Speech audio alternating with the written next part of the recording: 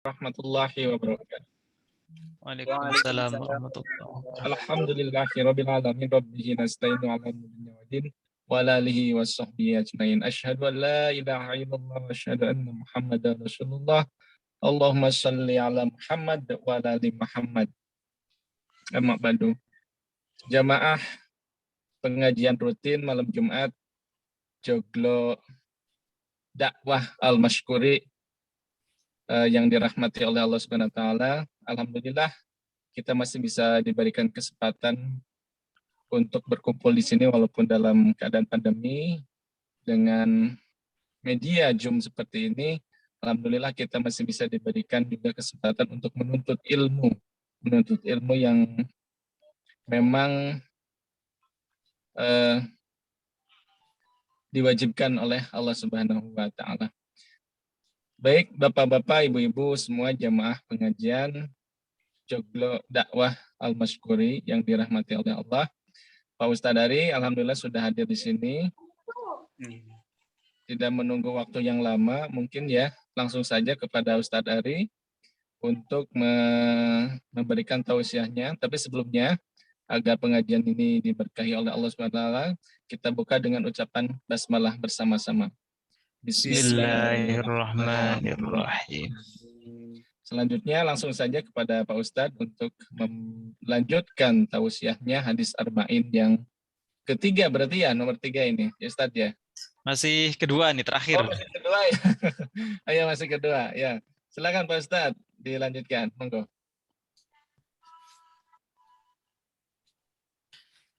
Ya, Assalamualaikum warahmatullahi wabarakatuh. Waalaikumsalam warahmatullahi wabarakatuh.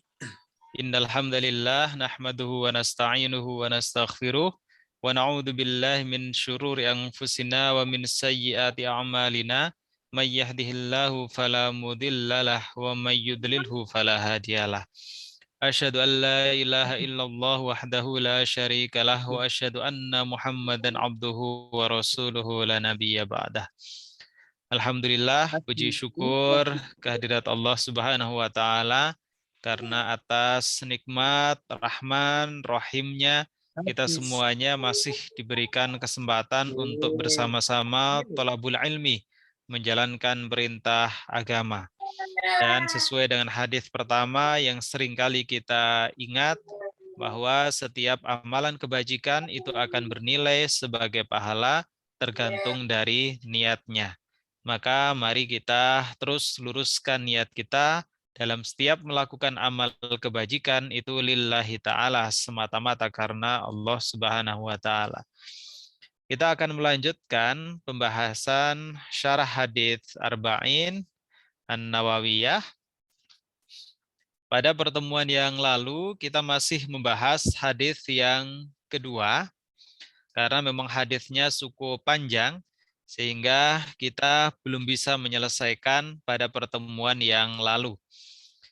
Kita akan melanjutkan, tidak perlu saya ulang dari depan mengenai hadis yang kedua ini, di mana inti dari hadis ini datang seorang laki-laki kepada Rasulullah Shallallahu Alaihi Wasallam. Kemudian laki-laki itu bertanya mengenai Islam. Setelah itu dijawab oleh Rasulullah. Kemudian laki-laki itu kembali bertanya mengenai iman. Dijawab juga oleh Rasulullah Shallallahu Alaihi Wasallam. Kemudian laki-laki itu bertanya tentang ihsan. Nah, kemarin kita sudah membahas sampai dengan iman. Nah, laki-laki itu kembali bertanya, "Fa'akhbirni 'anil ihsan." Beritahukan kepadaku tentang ihsan. Qala, maka Rasulullah berkata, "Anta budallaha ka'annaka tarahu." Engkau beribadah kepada Allah seolah-olah engkau melihatnya.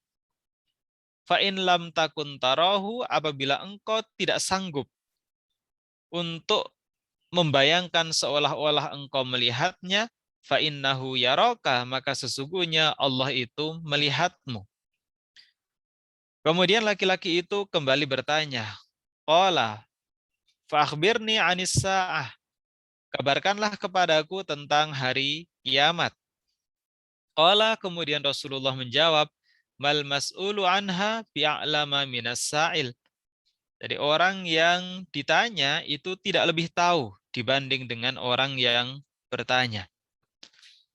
Kemudian laki-laki itu kembali bertanya, "Fa'akhbirni an amaratiha." Kabarkanlah kepadaku tentang tanda-tandanya atau tanda-tanda hari kiamat.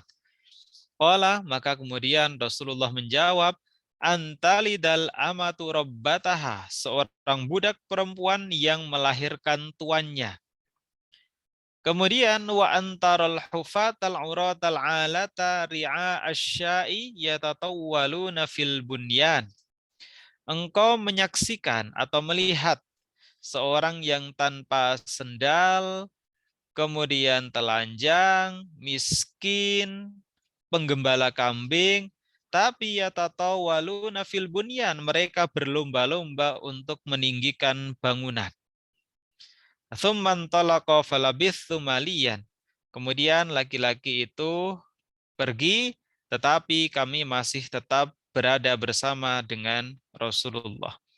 Kemudian Rasulullah bertanya kepada Umar, "Ya Umar, wahai Umar, atadri manis sa'il? Apakah kamu tahu siapakah orang yang bertanya itu?" Qultu, maka Umar berkata, "Allah wa rasulu a'lam." Allah dan Rasulnya lebih mengetahui. Itu tandanya Umar tidak mengetahui. Qala, maka Rasulullah kemudian bersabda, "Fa innahu Jibril." Sungguhnya dia adalah Jibril. "Atakum yu'allimukum dinakum." Ia mendatangi kalian untuk mengajarkan kepada kalian agama kalian. Hadis riwayat Muslim. Kita lanjutkan. Kemarin kita sudah membahas mengenai syarah iman. Sekarang kita lanjutkan ke ihsan.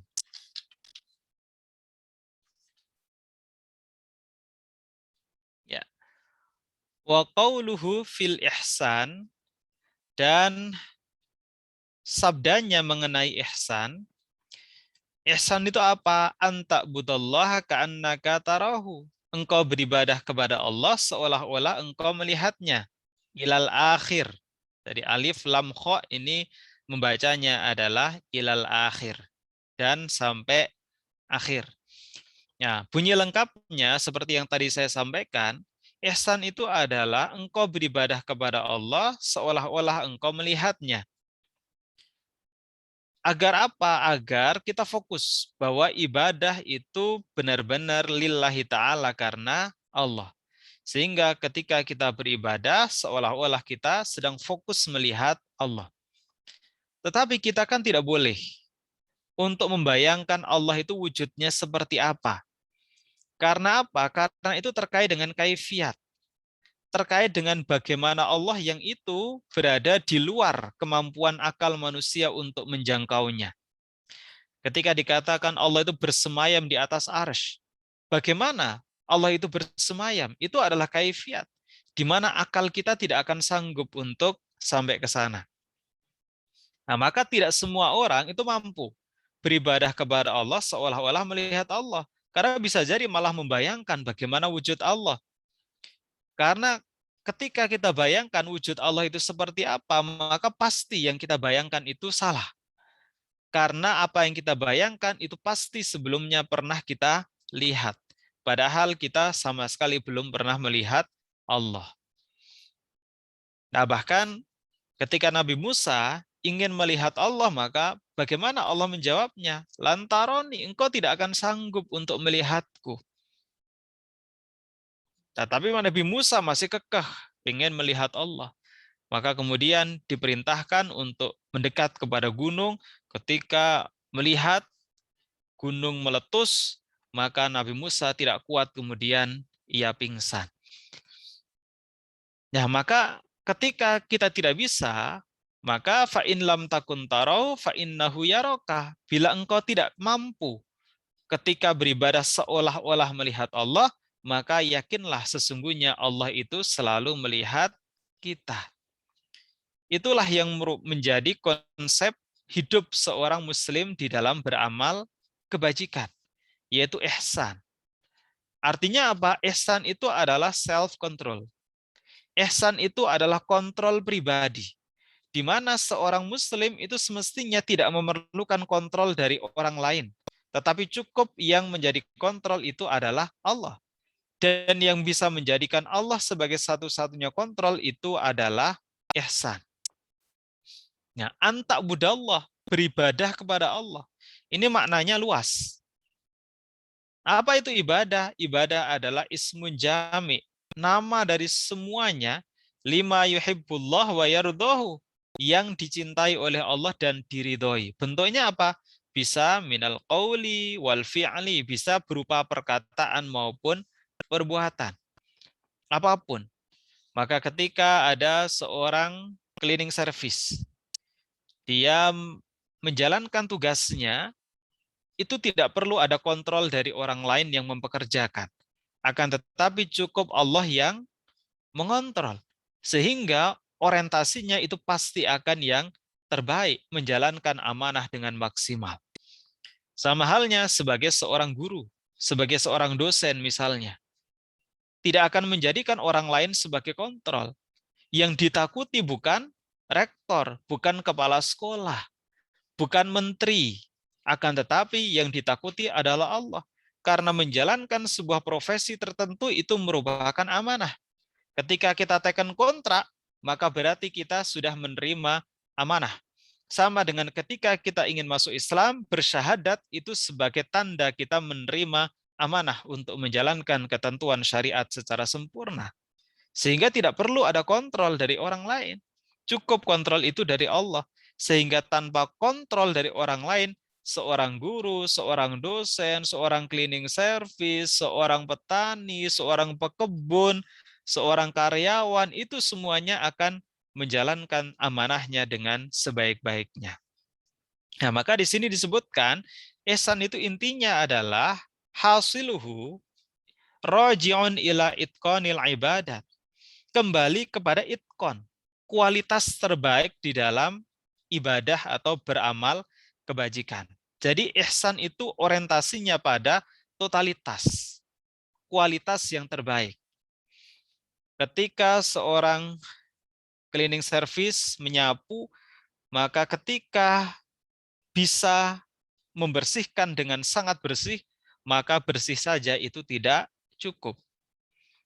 Seorang guru, seorang dosen ketika mengajar bisa menyampaikan yang maksimal, maka ia akan melakukannya tidak sekedar untuk menggugurkan kewajiban administratif. Seorang karyawan ketika dia bisa menjalankan melampaui target yang ada, maka dia akan jalankan. Tidak cukup dia hanya menjalankan sesuai dengan kewajibannya. Kenapa? Karena ihsan itu adalah itqan. Ihsan itu orientasinya adalah yang terbaik. Menjalankan amanah itu bukan untuk manusia, tapi menjalankan amanah itu dalam rangka menjalankan kewajiban dari Allah.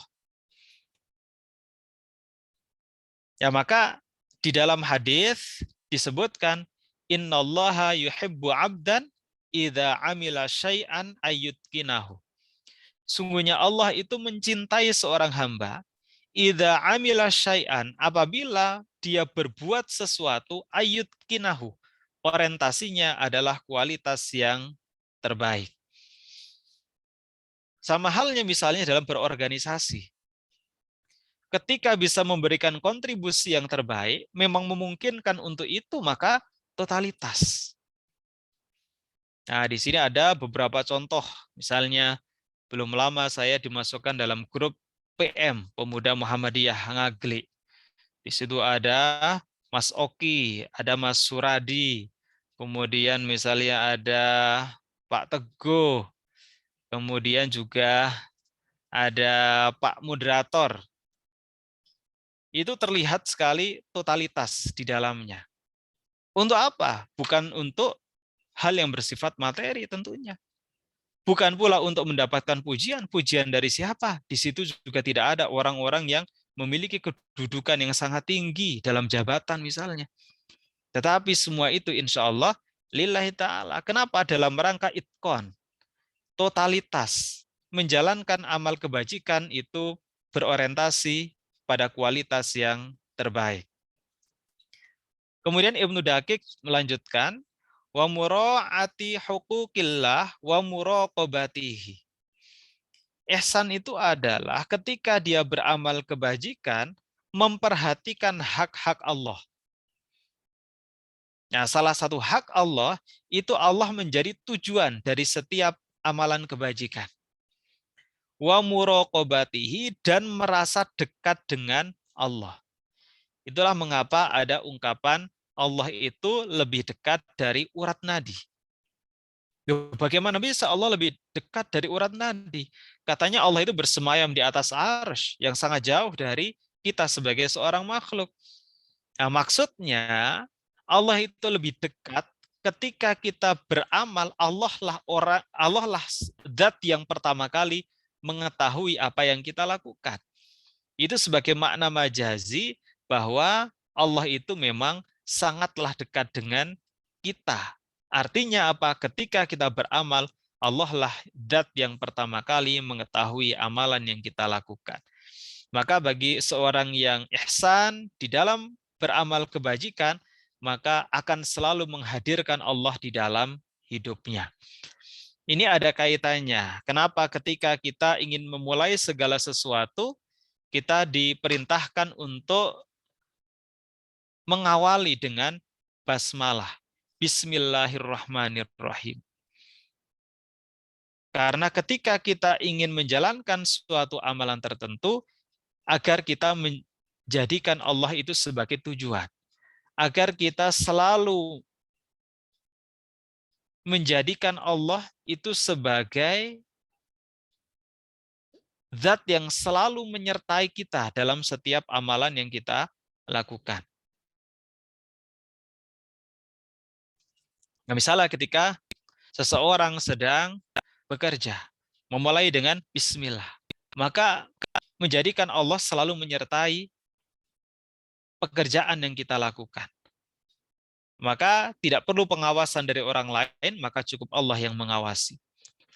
Ketika mau makan, bismillahirrahmanirrahim, menghadirkan Allah di dalam aktivitas kita ketika kita makan. Tidur, semua aktivitas kita diperintahkan untuk mengawali dengan basmalah.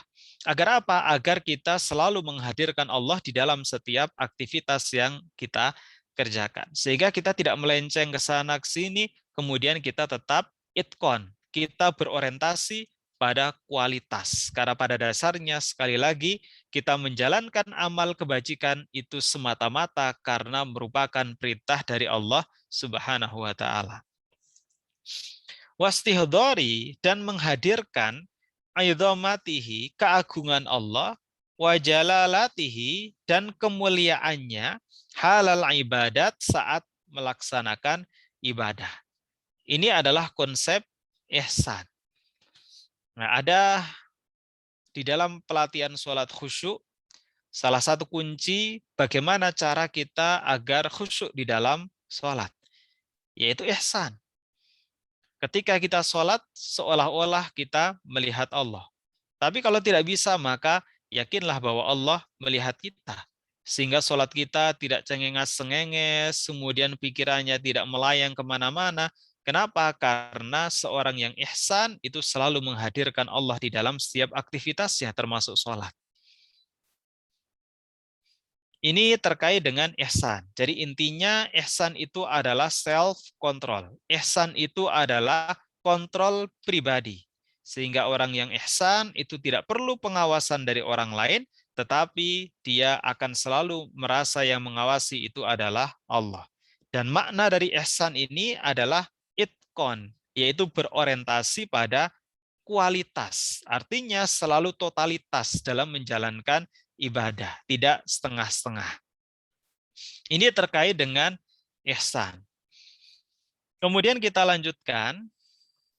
Qauluhu fa'akhbirni an amaratiha.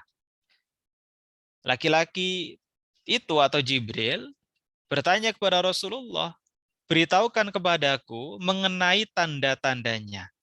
Ini pertanyaan setelah Rasulullah menjawab tidak tahu ketika ditanya mengenai hari kiamat.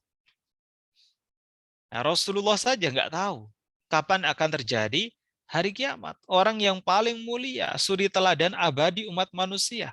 Bahkan Rasulullah itu diakui oleh orang-orang non-muslim sebagai seorang pemimpin yang paling berpengaruh di dunia sepanjang peradaban umat manusia. Di dalam buku yang ditulis oleh Michael Hart, misalnya, Rasulullah itu menempati peringkat pertama, the most influential person in history. Jadi Rasulullah dinobatkan sebagai orang yang paling berpengaruh di dunia sepanjang peradaban umat manusia. Itu saja nggak tahu kapan akan terjadi hari kiamat. Maka ketika ada orang-orang yang meramalkan akan terjadi hari kiamat pada satu waktu tertentu, maka ramalannya itu mengada-ada. Karena Rasulullah pun juga tidak tahu kapan akan terjadi hari kiamat. Maka karena Rasulullah menjawab tidak tahu, Jibril melanjutkan pertanyaan itu dengan fa'akhbirni an amaratiha, beritahukan kepadaku tentang tanda-tandanya saja. Nah, di sini bi fathil hamzah. Maksudnya A. A ini fathah. Ini hamzahnya difathahkan, maka dibaca amaratiha. Awal amaroh, arti amaroh itu adalah alamah. Alamah itu artinya tanda-tanda. Apa tanda-tanda hari kiamat? Yang pertama, tanda-tanda hari kiamat itu adalah seorang budak perempuan yang melahirkan tuannya. Nah, di sini disebutkan al-amah. Amah itu adalah budak perempuan. Nah, maksudnya apa al-amah ini? Hahuna al-jariyah al-mustawladah. Yang dimaksud amah di sini adalah budak yang bisa melahirkan seorang anak. Kalau budak yang bisa melahirkan seorang anak, berarti budak itu adalah perempuan. Karena yang bisa melahirkan adalah perempuan. Jadi yang dimaksud dengan al-amah ini adalah budak perempuan. Atau budak yang bisa melahirkan seorang anak. Budak yang melahirkan tuannya, robbataha. Artinya apa? Sayyidataha. Atau tuan perempuannya. Robbatun itu kan mu'annas, perempuan. Sayyidatun itu perempuan. Nah, maka kalau orang Jawa itu biasa menyebut Khadijah dengan Siti Khadijah. Bahkan ada yang sulit untuk menyebut Khadijah menjadi Khotijah. Paling yang benar tuh Khadijah. Nah, Siti itu dari kata Sayyidah. Sayyidah itu nyonya. Sayyidah Khadijah. Orang Jawa menyebutnya dengan Siti Khadijah. Sayyidah Aminah menjadi Siti Aminah. Sayyidah Aisyah menjadi Siti Aisyah. Nah, Sayyidah itu adalah nyonya atau tuan perempuan. Waja'a fi riwayah, yang dimaksud dengan robbataha ini, ada yang meriwayatkan maknanya adalah ba'laha. Apa itu ba'lun? Wa qad ruwiya anna a'rabiyan su'ila an hadhihin naqah. Maknanya apa? Ini diumpamakan ada seorang Arabian, orang Arab ditanya mengenai unta ini. Qala, maka orang Arab itu menjawab, ana ba'luha. Aku adalah tuannya atau pemilik unta ini. Wa yusamma zauj ba'lan. Jadi ada yang memaknai maksudnya robbataha ini tidak harus seorang tuan perempuan. Tetapi boleh juga dimaknai sebagai ba'lun. Seorang tuan laki-laki. Oleh karena maka ada yang memaknai di sini tanda-tanda hari kiamat adalah seorang budak perempuan yang melahirkan tuannya. Nah, tuan ini bisa perempuan, bisa juga laki-laki. Ya. Kemudian Ibnu Dakik melanjutkan, wahtalafa fi qawlihi, wahtulifa fi qawlihi. Kemudian ada perbedaan pendapat di dalam kalimat antalidal amatu rabbataha. ada perbedaan pendapat mengenai makna seorang budak perempuan yang melahirkan tuannya. Faqila, pendapat yang pertama terkait dengan hal ini adalah al-muradu bihi ayyastawliyal muslimuna ala biladil kufri. Ada yang memaknai bahwa ketika orang-orang muslim menguasai biladil kufri, negara-negara kafir atau wilayah-wilayah orang kafir. Ini zaman perangan ya. Fayakthurut tasari. Kemudian mendapatkan banyak tawanan. Fayakunu waladul amah. Kemudian terlahirlah seorang anak laki-laki dari seorang budak yang digauli oleh sayyidiha, tuannya. Bimanzilati sayyidiha, kemudian dia akan mendapatkan posisi li syarafihi bi abihi.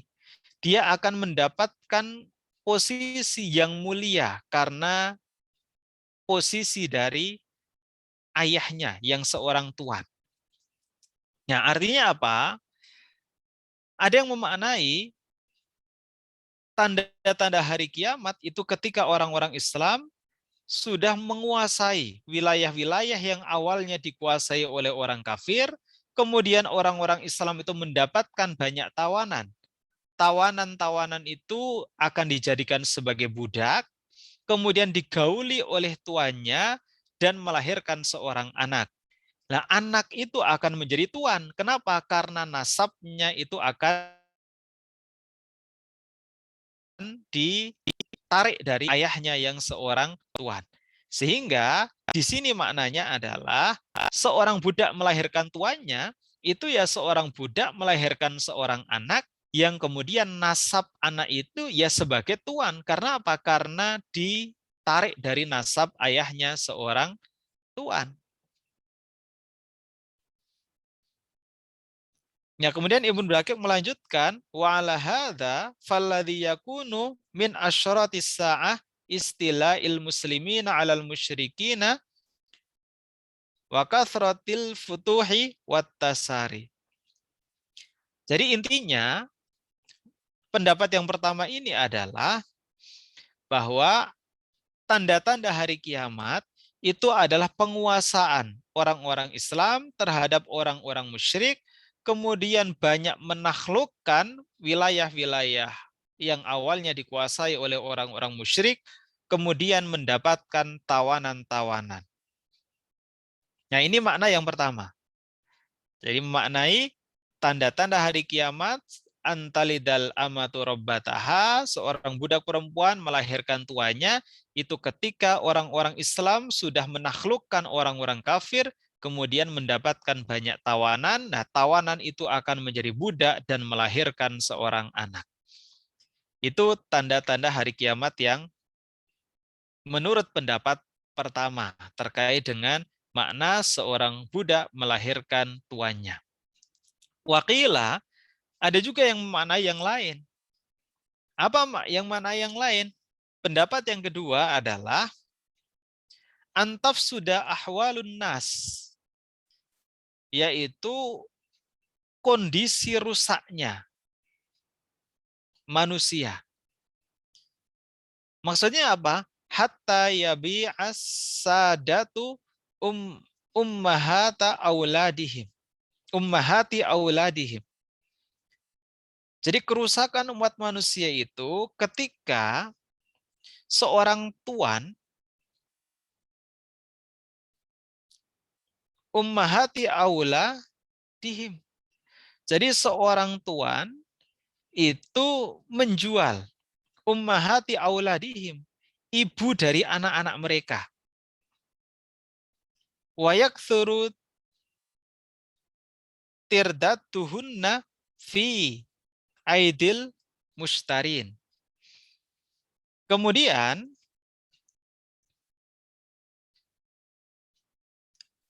yang dijual itu, ya, jadi yang dijual itu adalah ibu dari anak-anak tuan itu.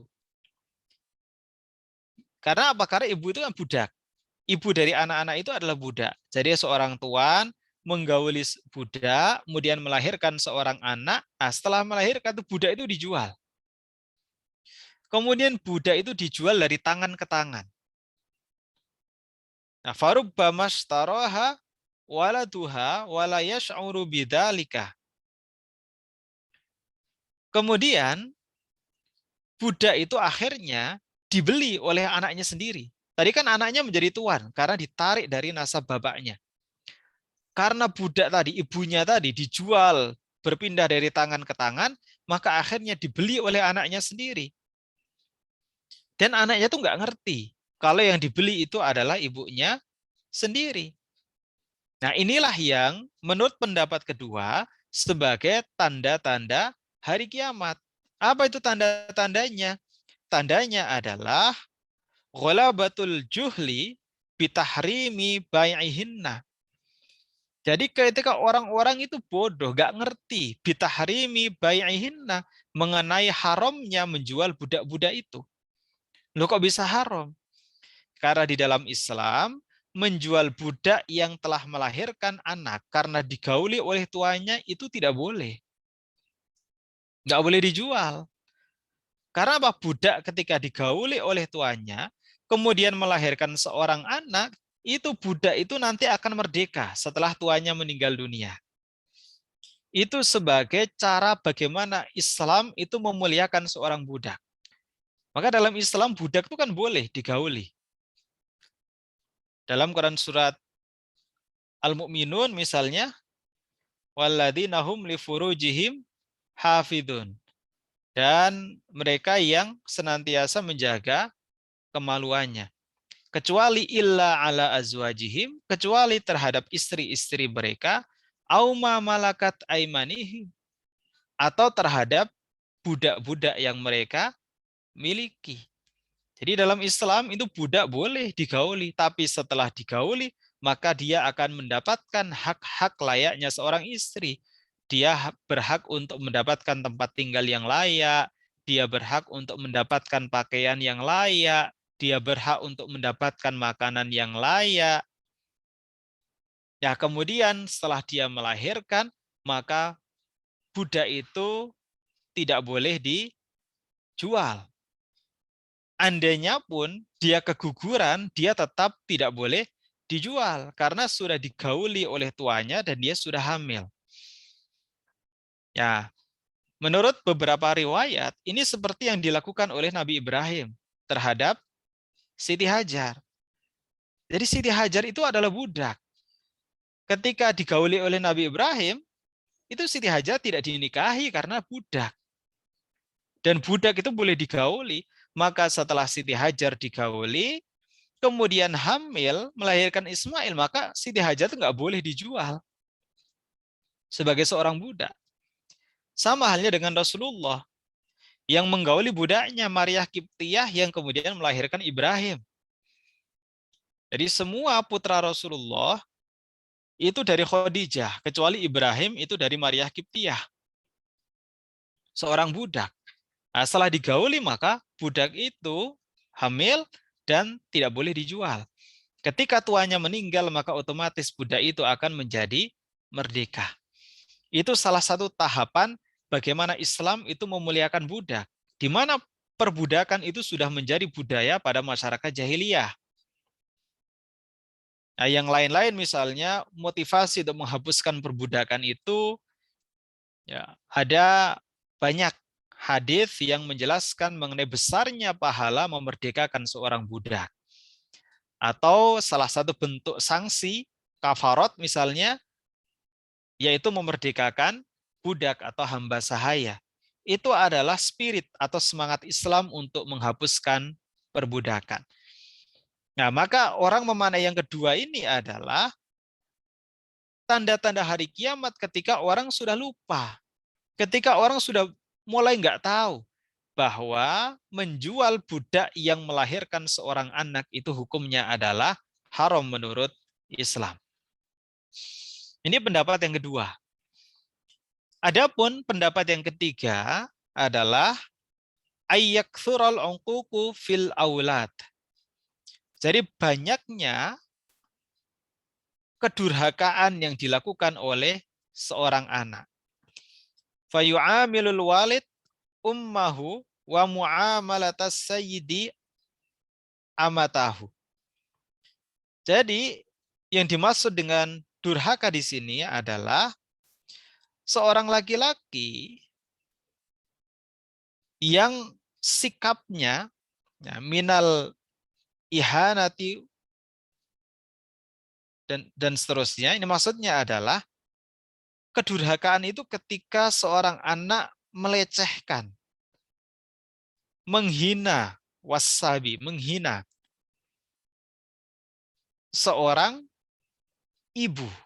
Artinya apa? Dia memperlakukan ibunya itu layaknya seorang budak.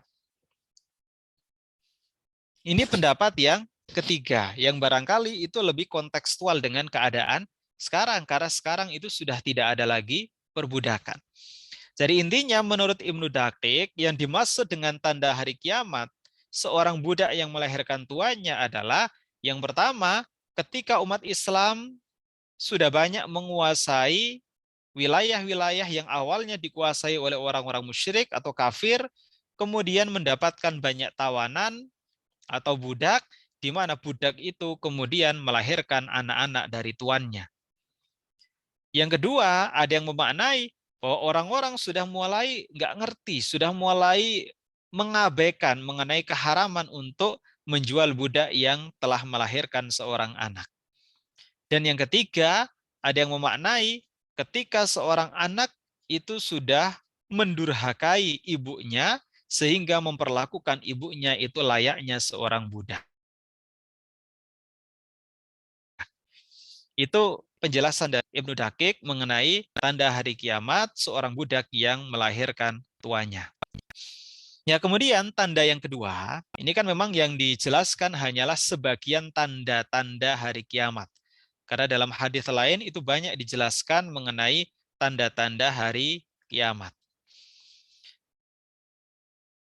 Ya, kemudian yang berikutnya adalah tanda-tandanya ketika kata Nabi ya, engkau melihat orang yang nggak pakai sendal, orang yang telanjang, orang miskin, penggembala kambing, tapi mereka berlomba-lomba untuk mendirikan bangunan. Ya, dijelaskan di sini wafil hadithi karohatu ma la tad'ul hajatu ilaihi min tatwilil bina'i wa tasyidihi. Dimakruhkan bagi orang yang tidak punya keperluan tertentu atau tidak punya kebutuhan untuk mendirikan atau meninggikan bangunan, meninggikan dan membangun atau mendirikan bangunan.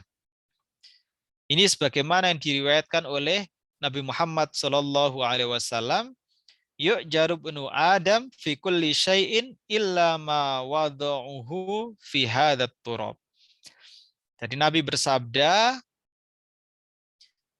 Ibnu Adam, anak Adam akan diberikan pahala fi kulli syai', setiap sesuatu.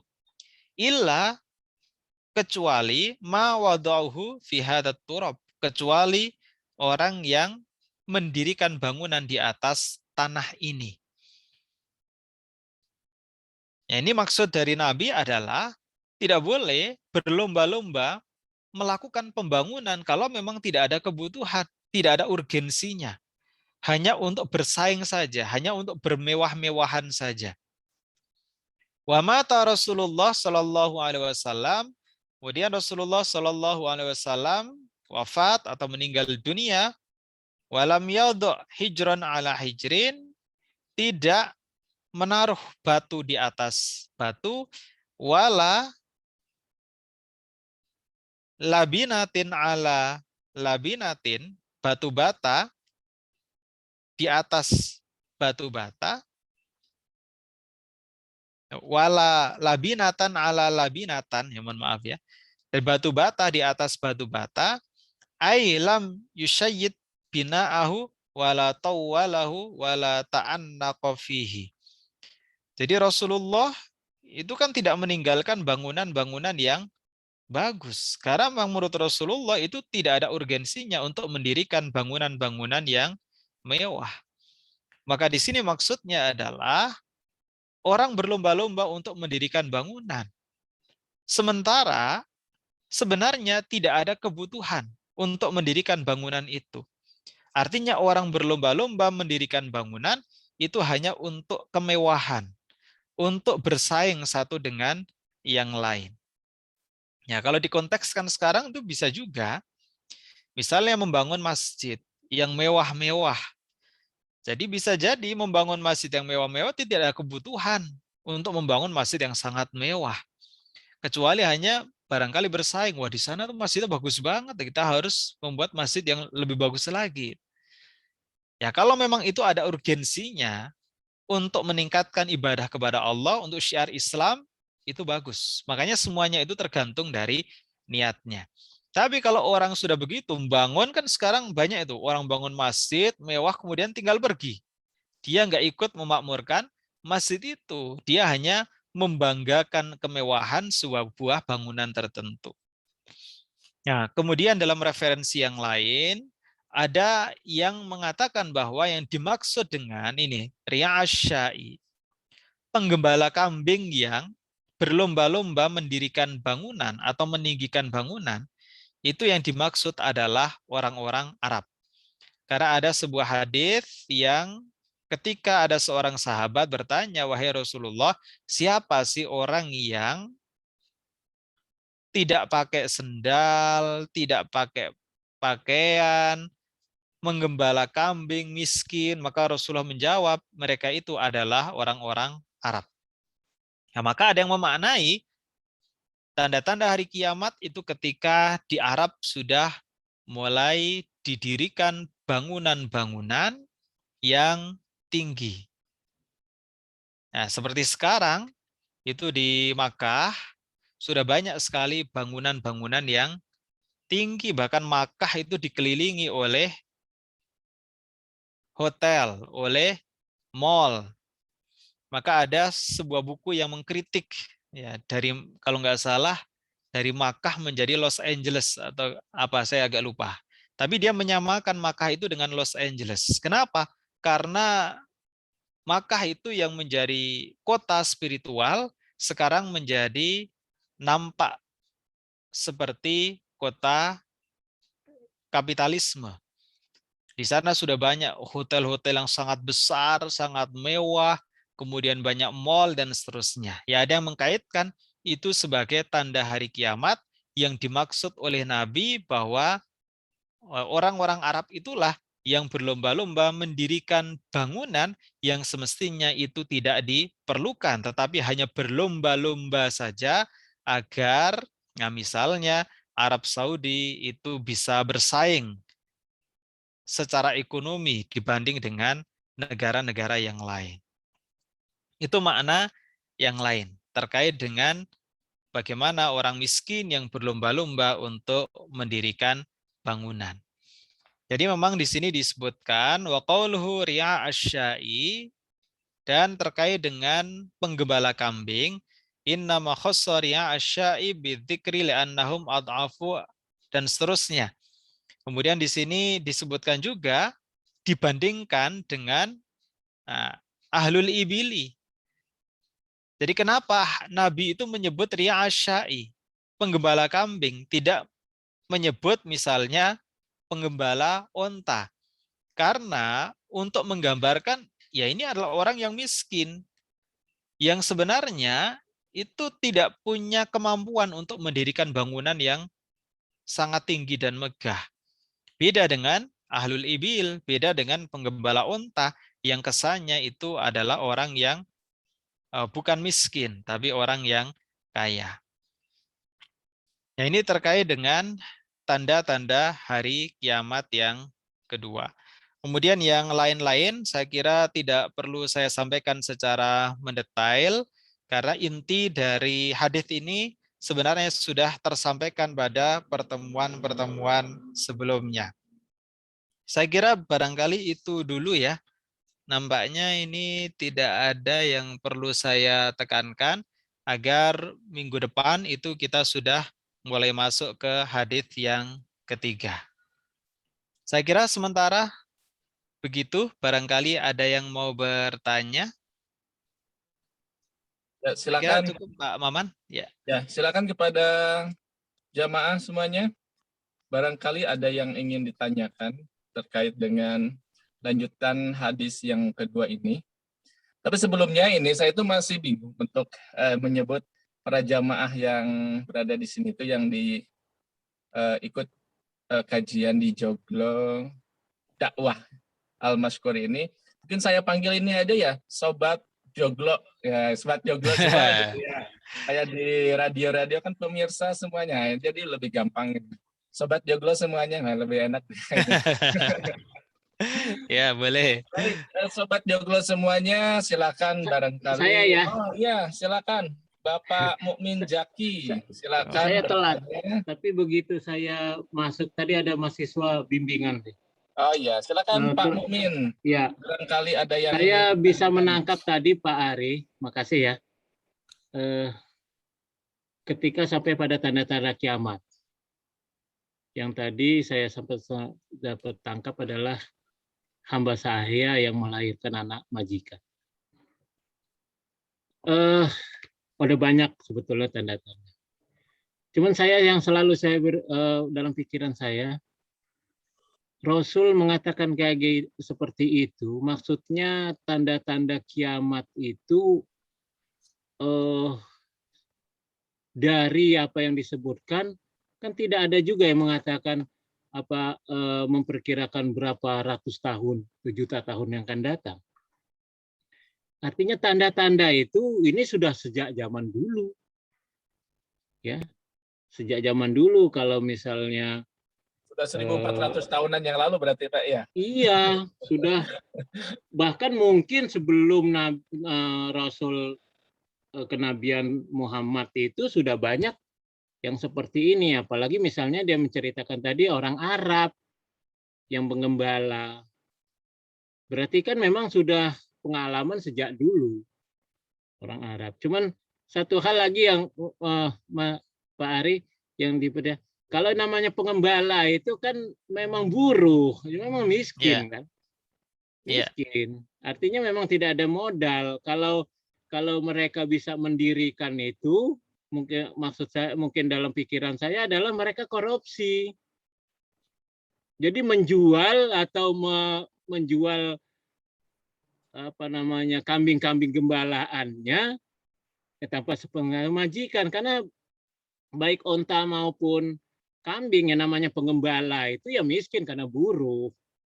Nah mungkin mendirikan itu dari mana mereka duit kan gitu. Berarti ada hal-hal yang kan pernah dalam cerita itu ada seorang pengembala itu mau saya beli satu aja kan nggak ketahuan katanya gitu kan. Ada itu saya pernah baca entah zaman Nabi, zaman sahabat atau hikayat. Dia bilang iya memang majikan saya tidak tahu tapi Allah tahu. Nah, kan gitu. Nah, seperti itu. Nah, yang inti yang ingin saya tanyakan, sampai kapan tanda-tanda ini kemudian selesai dan kiamat? Atau tanda-tanda ini misalnya massal gitu ya.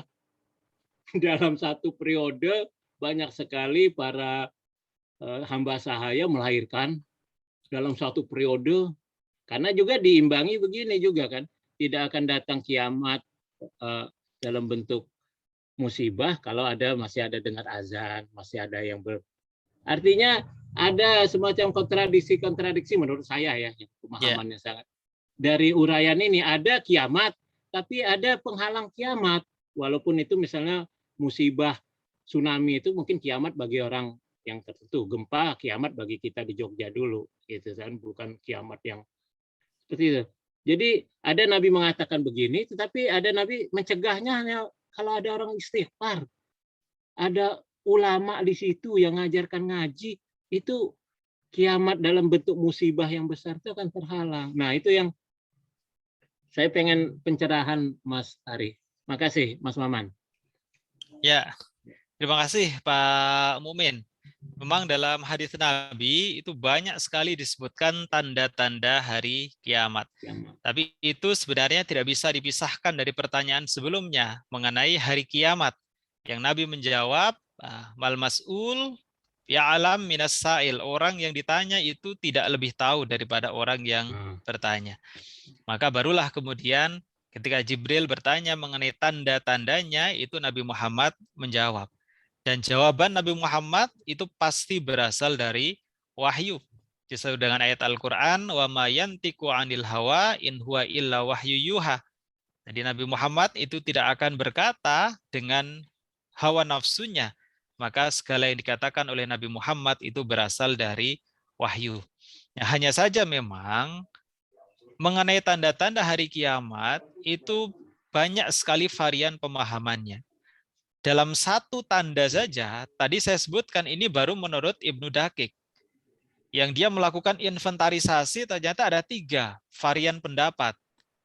Menyangkut tanda hari kiamat berupa budak yang melahirkan tuannya. Bahkan 2 pendapat pertama itu nampaknya sudah nggak relevan dengan sekarang. Berarti itu kan dulu. Misalnya apa? Pendapat yang mengatakan yang dimaksud dengan itu adalah ketika orang-orang sudah mulai bodoh, nggak ngerti kalau menjual budak yang sudah melahirkan itu haram dalam Islam. Sementara sekarang perbudakan sudah nggak ada. Nah, wallahu a'lam, ke depan perbudakan itu bisa terjadi lagi atau tidak. Gitu. Itu wallahu a'lam. Tapi yang jelas, ulama yang memaknai demikian itu melihat dari konteks masa dulu ketika masih ada perbudakan. Beda halnya dengan yang memaknai dengan makna yang terakhir. Maknanya adalah ketika seorang anak sudah memperlakukan ibunya seperti seorang budak, itu lebih kontekstual. Jadi budak ini adalah makna kiasan, bukan lagi budak yang hakiki. Nah, itu dari satu tanda saja sudah banyak sekali varian pendapat. Oleh karenanya maka dari tanda-tandanya saja itu masih sulit ditangkap oleh manusia. Berarti apa? Ya memang hari kiamat itu menjadi rahasia ilahi. Jangankan hari kiamatnya, tanda-tandanya saja manusia itu sulit untuk mencernanya gitu. Nah, maka hikmahnya adalah sudah kiamat itu pasti akan terjadi dan itu menjadi rahasia ilahi. Yang kedua, dari tanda-tanda itu bisa jadi ini agar dijadikan sebagai motivasi bagi kita. Oh iya, kiamat itu akan selalu terasa dekat. Sehingga tidak ada waktu lagi bagi kita untuk bermain-main. Zaman dulu, Bang, orang kok sudah jual ibunya sendiri, meskipun dia seorang budak, berarti kiamat sudah dekat dong. Ternyata nggak kiamat-kiamat juga. Sekarang ada makna yang baru, ketika ada seorang anak yang memperlakukan ibunya seperti budak. Sekarang banyak anak-anak yang merintah orang tuanya untuk melakukan ini, melakukan itu, di rumah untuk ngomong anak, dan seterusnya gitu kan.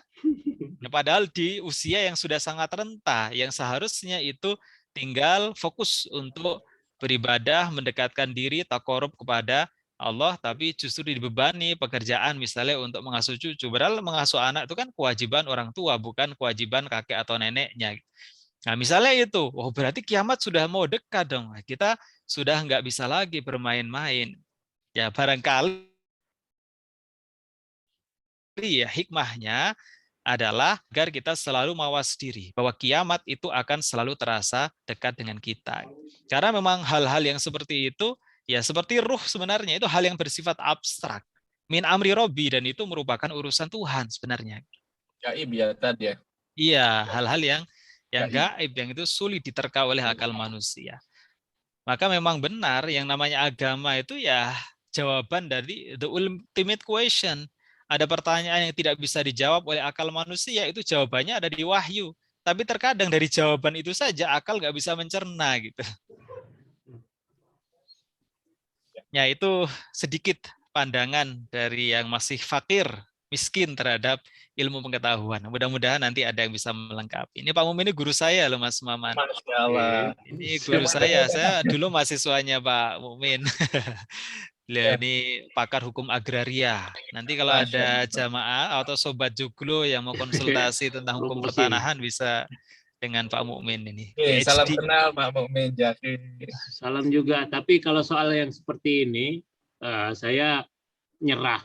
Baca ini aja saya nggak Kita bisa ini sama-sama Arab gundul belajar ini. ya Pak Mukmin. Iya. Ini yang saya tahu ada 2 orang yang seperti ini nih kajiannya. Satu Ustadz Hasim ini. Kalau Ustadz Hasim itu dulu di masjid kita Al-Azhar itu. Yang Oh, dia iya. mengungkap kayak gini, Arab gundul gini yang saya. Ya, Mungkin Pak mudah-mudahan ini satu Pak. ya mudah-mudahan jawaban dari Pak Ustadz Ari bisa memberikan pencerahan buat Pak Mukmin atas pertanyaannya. Iya. Baik, selanjutnya silakan kepada sobat joglo yang lain barangkali masih penasaran terkait dengan hadis yang kedua ini. Silakan, mumpung ada waktu berapa menit lagi nih ya. Sudah habis sebenarnya ya. Tapi kalau Sudah masih habis, ada, enggak apa-apa. Ya mungkin satu orang penanya, silakan. Ada nggak? Boleh langsung di unmute. Nggak ada ya? Oh mungkin saya yang bertanya boleh tadi. Oh iya, silakan. Pak Baik, ini Maman. yang terkait dengan ihsan. Ihsan itu kan jadi seolah-olah kita merasa dilihat, segala tindak tanduk kita itu merasa dilihat oleh Allah Subhanahu wa taala, begitu kan ya. Ini terlepas dari ibadah kan ya tadi ya. Jadi semua perilaku kita sebenarnya kan dalam pantauan kontrol dari Allah Subhanahu wa taala sendiri. Nah, kadang-kadang ketika kita luput itu kayak ngeblank gitu ya. Kita merasa tidak dipantau seolah-olah oh nggak ada orang, ya kita tuh bebas gitu melakukan apa-apa. Nah, itu bagaimana kiat-kiat agar kita tetap merasa ingat bahwa sebenarnya kita itu masih dipantau oleh Allah Subhanahu wa taala. Itu nah. Kemudian yang kedua ini terkait itkon. Nah, itkon sendiri itu sebenarnya yang saya pahami adalah bahwa kita melakukan semua pekerjaan mungkin ya, tidak hanya itu kita ibadah, bahwa itkon itu mempunyai makna bahwa kita melakukan sesuatu itu adalah dengan sepenuh hati, kemudian teliti, hati-hati, kemudian kita melakukannya dengan usaha yang sangat ekstra sehingga menghasilkan suatu karya atau ibadah yang bermutu tinggi. Nah, apakah itkon ini pun berlaku tidak hanya untuk ibadah saja, di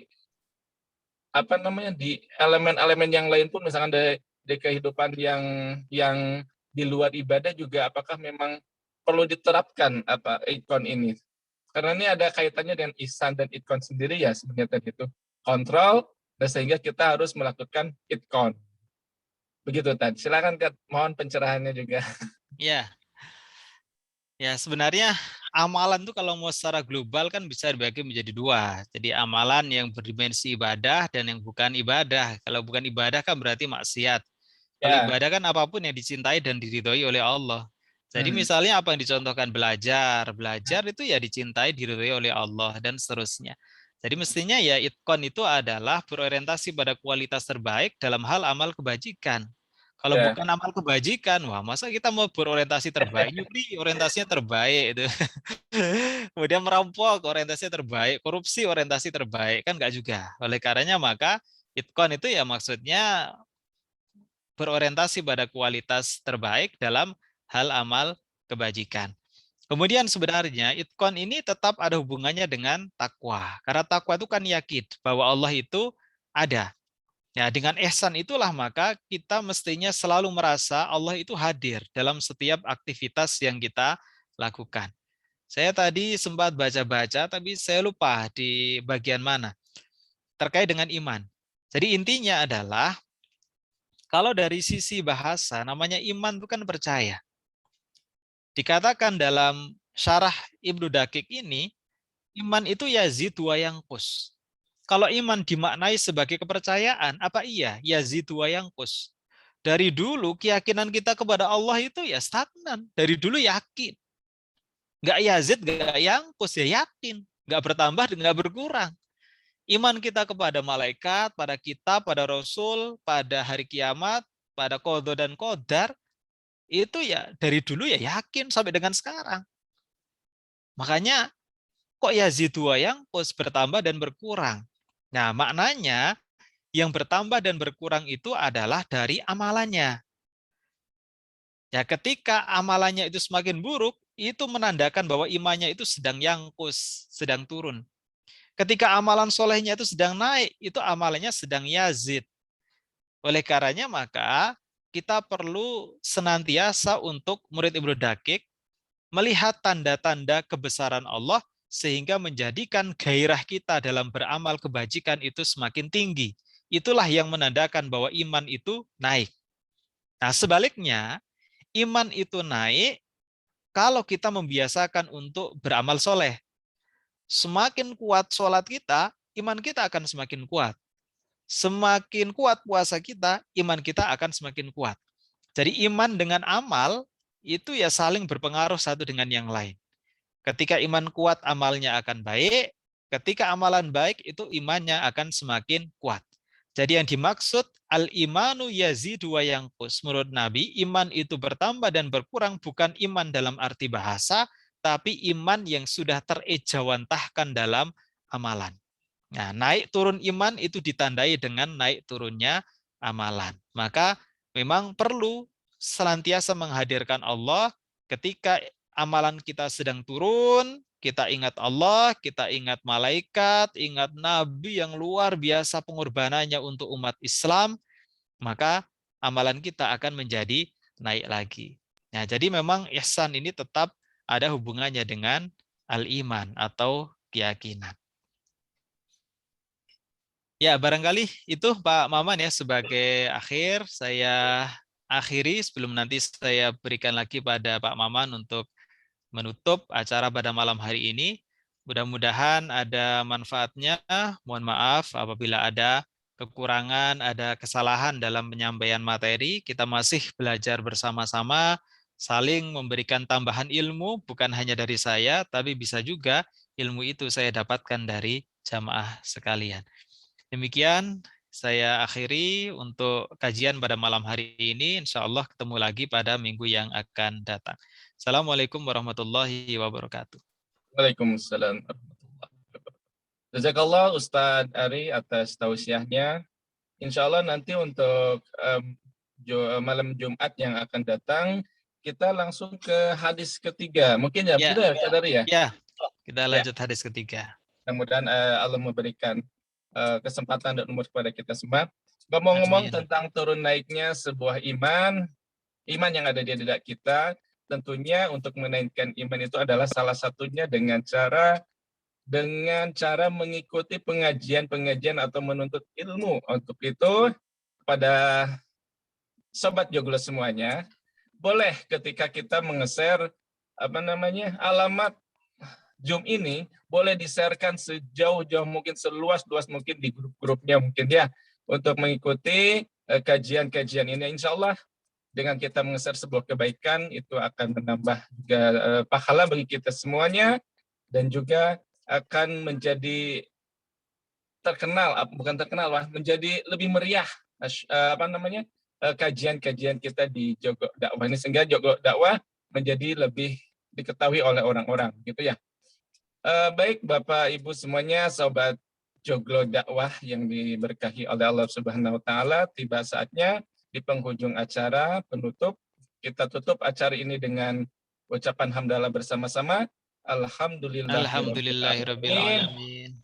Dan doa kifaratul majelis. Subhanakallahumma bihamdika asyhadu an la ilaha illa anta.